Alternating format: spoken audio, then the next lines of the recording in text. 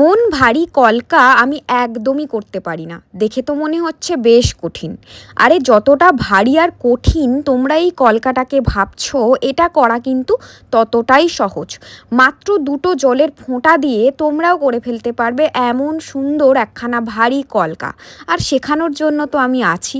আমি জানি তোমরা অনেকেই আছো যারা কমপ্লিট মেকআপ কোর্স শিখে এসছো বা অনেকে কলকাও শিখে এসছো, কিন্তু তাও কলকা নিয়ে প্রবলেম তোমাদের এখনও মেটেনি।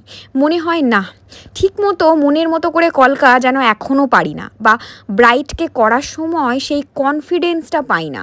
পুরো মেকআপটা করে ফেলতে পারলেও যখন কলকা করার সময় আসে মনে হয় আমি সব ঘেঁটে ফেলে মেকআপটাকে নষ্টই না করে ফেলি।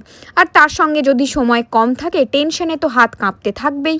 এবার যদি তোমরা আমাকে জিজ্ঞেস করো যে রিয়াদি তুমি এত সহজে এত সুন্দর সুন্দর কলকা করে ফেলো, তাহলে আমরা কলকা করার সময় এমনভাবে ভয় পেয়ে কেন যাই? সেটা কিন্তু সম্পূর্ণ তোমাদের দোষে। কারণ তোমরা কলকাটাকে মন থেকে প্র্যাকটিস করো না। কলকা এমন একটা জিনিস যেটাকে কিন্তু প্রথমে ভালোবাসতে হবে, আর তার সঙ্গে প্র্যাকটিস প্রত্যেক দিন অন্তত 2 ঘন্টা করে তোমাকে বসতেই হবে। আমি জানি না তোমরা বিশ্বাস করবে কি না, কিন্তু আমি এখনও পর্যন্ত রোজ একটা করে সময় করে কলকা করি। কারণ আমি মনে করি যে যত প্র্যাকটিস করব ততটাই বেশি আমার হাত কিন্তু সেট হবে। এমনকি যখন একসাথে আমার 3-4টে ব্রাইডও থাকবে, আমি কিন্তু বিনা টেনশনে সুন্দর সুন্দর কলকা নামিয়ে দিতে পারবো।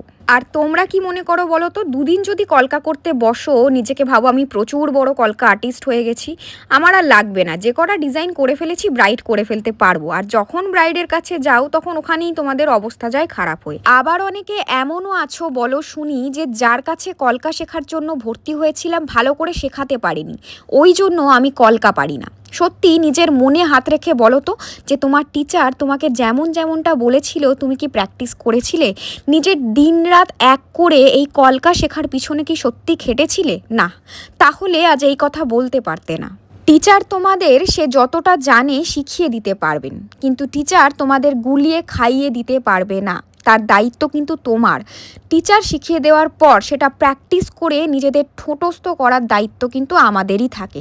তাই সেক্ষেত্রে যদি নিজের সারাটা দিনের 1 ঘন্টাও তোমরা পার ডে কলকা প্র্যাকটিস করতে বসো, তারপর দেখবে যে তুমি কলকা পারছো কি পারছো না। হ্যাঁ, এত বড় কথা বললাম, প্র্যাকটিস করো আর আমাকে জানিও।